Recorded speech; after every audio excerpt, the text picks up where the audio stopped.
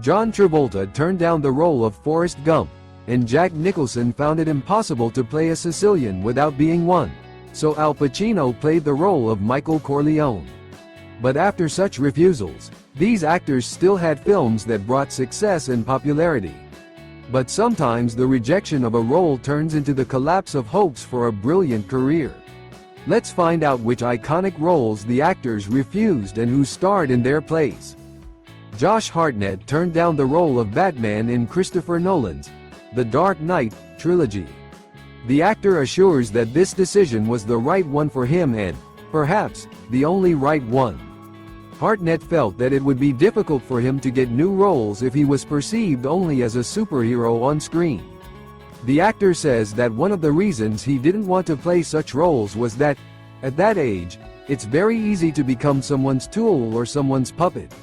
Perhaps Josh is lying a little, and in those years, in fact, he refused the role, believing that the films would definitely fail at the box office.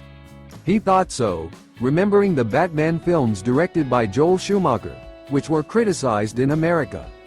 Meanwhile, the Batman superhero in the trilogy was perfectly played by Christian Bale, in whose filmography there have already been successful works, for example in Equilibrium.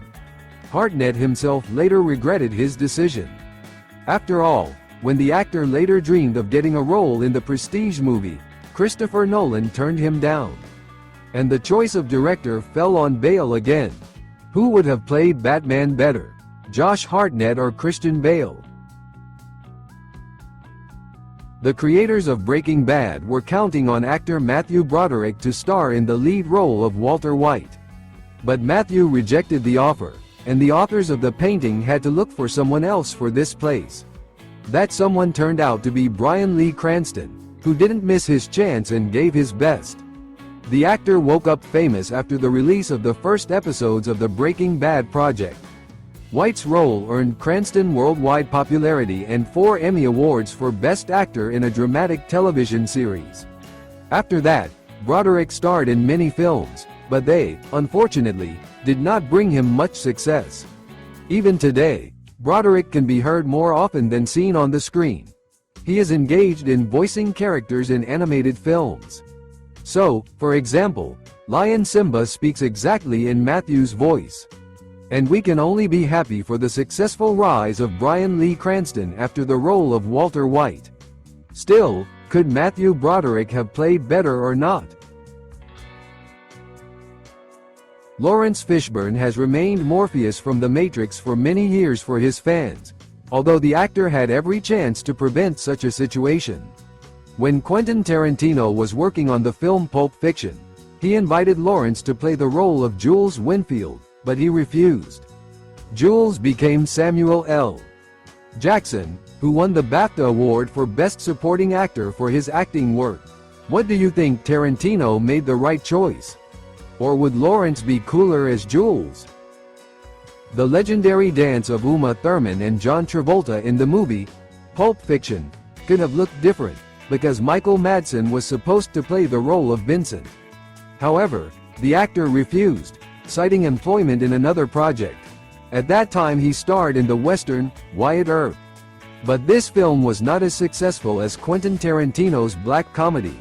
Wyatt Earp was nominated 5 times for the Golden Raspberry Anti Award. Michael recalls the rejection of this role with humor and says that it would hardly be more pleasant for anyone to see him in Travolta's place. Do you agree with him? Or can you easily imagine Michael Madsen as Vincent Vega? Aragorn could be played by Nicolas Cage in the Lord of the Rings film trilogy. But the actor refused for personal reasons. He did not want to leave home for such a long time. Therefore, the first king of the reunified kingdom was the Danish-American actor Viggo Mortensen, who, thanks to this role, gained worldwide fame.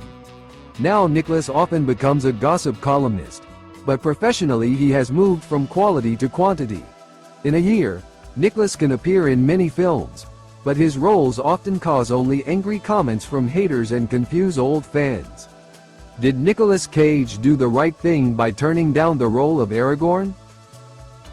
You won't believe it, but actress Molly Ringwald refused the role of Vivian in the movie Pretty Woman.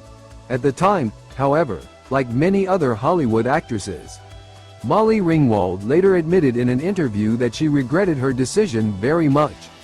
This is not surprising, because already in the 90s, the actress lost her popularity, starting to star in little-known films and TV series, while Julia Roberts, the role of a girl not particularly burdened with moral limitations, gave her the status of a recognized Hollywood star.